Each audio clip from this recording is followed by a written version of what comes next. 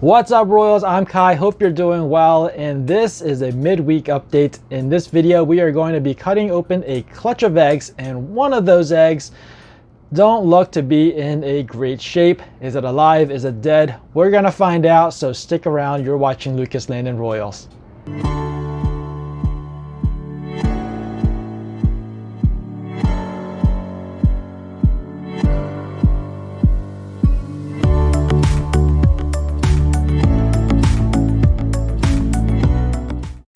Hey Royals, so for those of you who have been following me on this channel know that I have been trying to combine multiple recessive genes, double visuals and triple visuals. Of course, to do so, we have to create our own building blocks or buy them. But for me, this season, I focus a lot of the efforts on creating those double hets and triple hets. So this pairing that I put together is a pastel desert ghost to a pied, and they gave me a clutch of eggs. So all the babies in here are going to be automatically double het for desert ghost and pied. Of course, there's only one codom in the mix, which is the pastel. So the results visually are going to be lackluster, but these animals hold the key to producing the double visual desert ghost pies, hopefully with pastel in the mix, and I'm hoping for a good sex ratio. So let me go get these eggs and we can start cutting.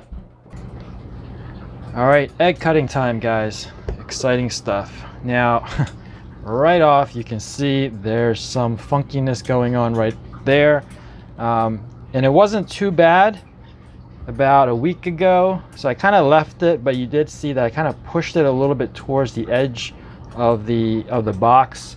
It's not touching the wall or anything, but I left a little gap around it so that it wouldn't spread into it, because I sure wasn't going to let it keep touching the eggs and let the mold spread on the other ones. Now, sometimes the mold will spread, sometimes it doesn't. Some people say it doesn't matter. I just like to play it safe. And that's one of the reasons why I always try to pull the eggs apart before I put it in. It just makes it easier. If one does go bad, you can just pick it up, take it out without disturbing the rest. Now over here, we do see we have one that pipped. It looks like it made a few gashes. It looks like it's a bit early there because you can still see a little bit of red. So it must have sliced through its veins, but don't worry. The veins are there for gas exchange. Doesn't hurt the animal at all. If it does, then obviously nature wouldn't have intended for it to cut through. So we are going to cut. Let me go ahead and get things set up by taking the entire stack out. You know what? Let's hold off on this one till later. I want to put that aside. I might cut that one open. Let me get rid of these straws. And you can see I had some straws in between, and that's because this clutch was fairly large, 9 eggs. As they incubate, the eggs themselves generate heat while it develops. So we want to put a little bit of air gap in between so that they don't build up too much heat and cook the ones in the middle.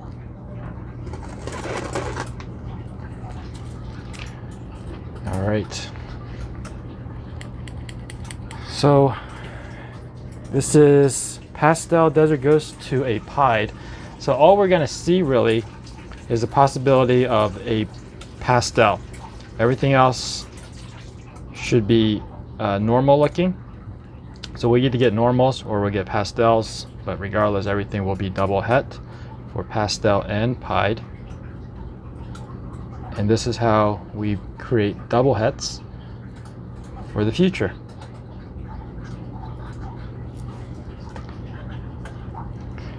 So here we have a normal, and of course we're hoping for more females, because as you know, females are the ones that produce the eggs, and you really only need one male, and the male can then breed to several females, which is why in this hobby females are more sought after and a little bit more pricier.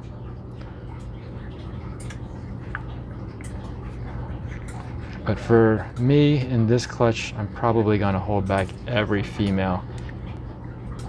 There's a pastel, and you can see the difference in color. You can see, if my arm is not blocking the light, you can see the difference, how vibrant this is and compared to that one. Now these are, like I said, double hets. So double hets by nature will appear, or most likely appear, a little bit cleaner than usual. So then even the normal might be a little bit cleaner, a little bit brighter. The pastel, again, a little bit cleaner, a little bit brighter than a typical pastel. And those are kind of bleed throughs from a het, and in this case it's two hets. Now they don't always happen, but typically they look cleaner. And here is another double het, and you can see what I mean by cleaner, right? It's got less alien eyes, still got the dark browns and the blacks, but the browns are a little bit cleaner, a little bit lighter, and you can already see that there's no alien eyes in this one. So that's one of the meanings when I say it's cleaner.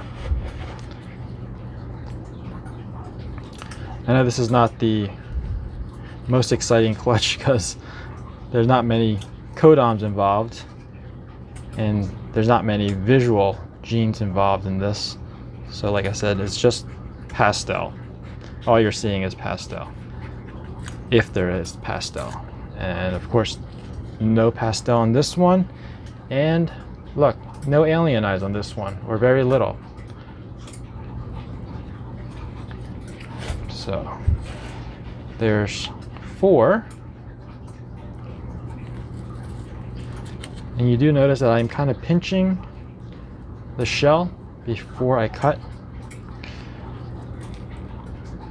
So I think a little fun fact about the red veins in here, I mentioned many times in my other egg cutting videos that the veins are there for gas exchange. They line the interior of the shell, and they kind of pass the gas back and forth. It brings in fresh oxygen and releases the carbon dioxide that the animals produce.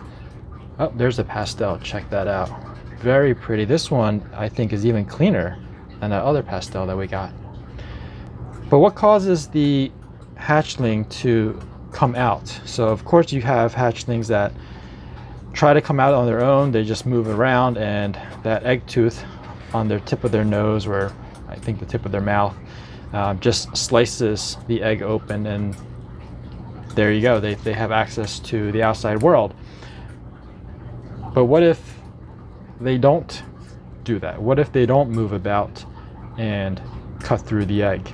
Well, nature is pretty interesting, because what happens is all those veins start to recede, and there's less and less of it, and of course that also means there's less gas exchange, and the lack of oxygen actually causes the snake to convulse.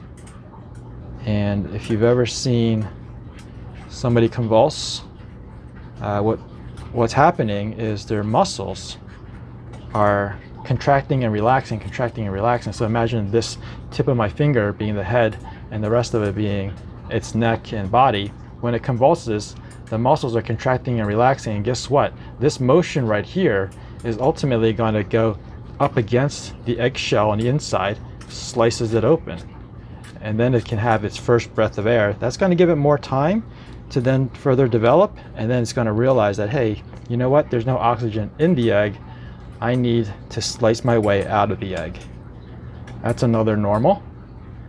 We do have a little bit of alien eyes. You can see there's one right there, but it is very minimal. And that's typically how a lot of animals that hatch out of an egg survive. That's nature's way of making sure that they can come out. Same thing with birds. That happens with birds. Of course, with birds, you know, on the larger end of the chicken egg, there's a little bubble of air. So as a chick, they actually use up that little bubble of air first, And then once they use that air pocket, and by the way, I think that air pocket's there for the sole reason of making sure the baby actually keeps turning and turning around and gets its head up to the top, because once it uses that air pocket, now it's also going to have a lack of oxygen and convulse, and because it's in the right position up like this, it's going to be able to tap the side of the shell, and it makes a tiny hole, and then it actually stays there breathing out of that tiny hole for a couple days, I think, depending on the species. Look at that, another pastel. So that's good. We're looking for codoms in here. Of course, with desert ghosts, you almost don't need a codom, which is a good thing because I don't have that many codoms in here. And the desert ghost pied looks fantastic without the pastel, but with the pastel, it just gives it that extra oomph, you know. All right, we got one last egg. This is the one that already sliced its egg open. And so with the birds, they poke a hole and then they breathe out of that for a couple days. And then what happens is they start rotating their body, and as they rotate, they keep pecking. They keep pecking and breaking the shell all around. And that's why a lot of times when you find a eggshell in nature, maybe a bird dropped it out of the nest or something, it's always two halves, because they know to peck here around, all the way around, until the shells come apart in two halves.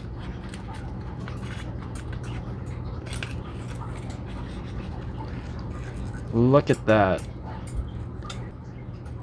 I wonder if we can find that egg tooth. I mean, there it is. Is it? Is that the egg tooth?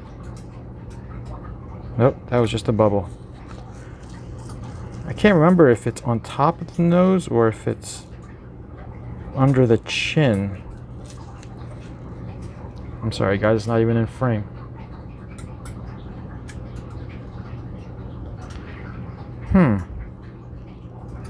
Where is that little egg tooth? I wish we could see it because I was just talking about it. But you can see, wow, you can see, I just noticed, you can see all the little slits that it makes. Some of them are superficial. You see some of them, he made the slits, or she made those slits, and they just never went all the way through. And then of course we have this V-shaped one that did get through. But a lot of these are just superficial. It just broke the interior surface of the shell, but it didn't actually break through to the other side. So that it would be right here if it actually broke through. So those are the 8 eggs that were good. I'm gonna go ahead and put these away, and then we'll take a look at that moldy one, I guess. All right, do you guys really want to see me cut through this moldy egg? If not, you guys might want to fast forward to the end or something. But I did say I will try. And wouldn't it be awesome if there's actually a baby in here? Which, just from the feel of it, I already know there's no baby in here. And you can see that this one was probably died from the outside in. So something on the outside, maybe it was because of the mold that was growing, and maybe it couldn't fight it off on the inside and cause it to die. Because if it had died from the inside, this is not the same kind of mold. It would be blue, it would be green, it would be pink. And speaking of nasty, this is nasty. Okay, so this is quite interesting. It did develop. It looks like it stopped developing probably a third of the way in, because you can see this is the fetus, essentially, right here, coiled up. I'm gonna take this goo off.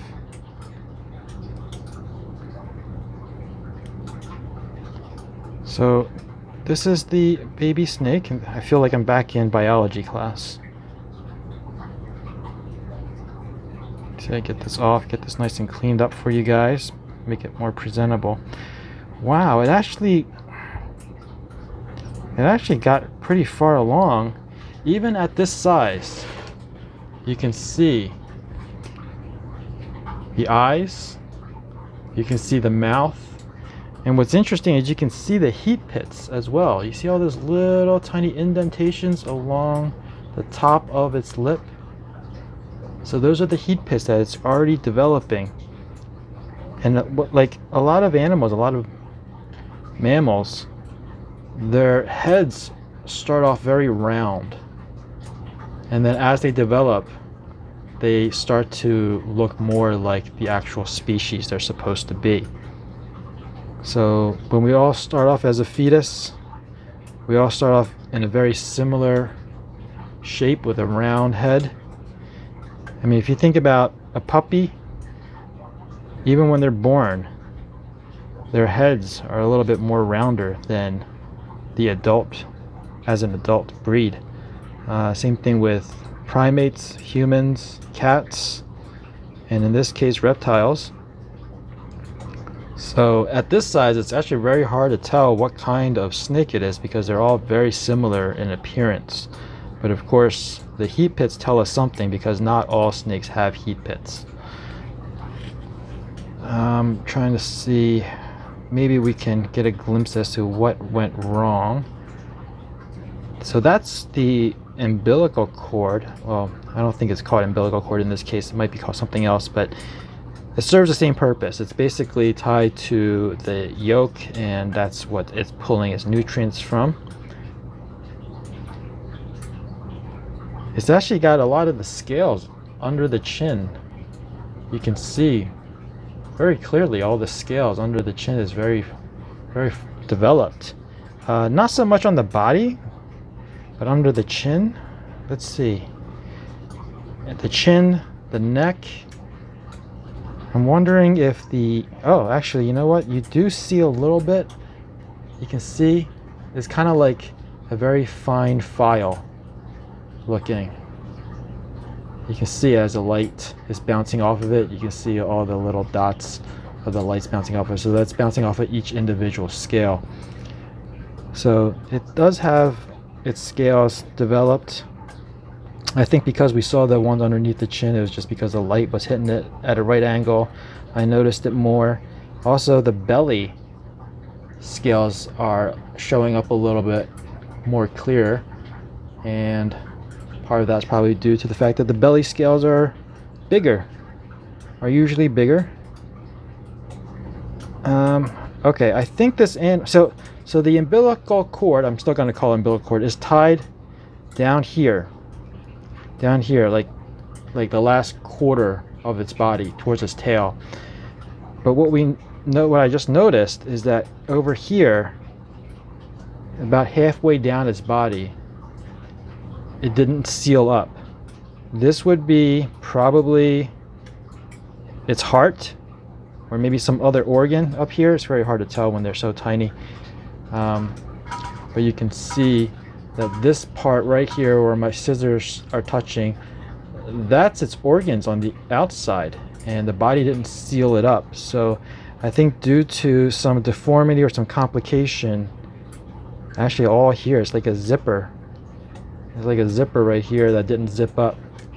From this point, right above the umbilical cord, all the way up to right about here, it didn't seal up. So I think there was something going on where this one didn't develop correctly, and it wasn't able to survive, and therefore development ceased and it perished.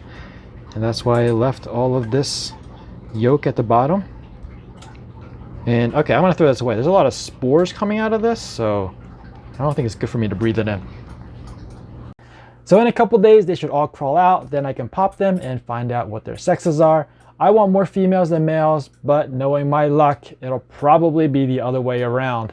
That about wraps it up for this video. I hope you enjoyed it. If you did, please give me a thumbs up. If you're new to this channel and you want to be informed of future uploads, make sure you're subscribed and ring that notification bell. As always, thanks for watching. Please share, and remember, Royals for life. Peace out.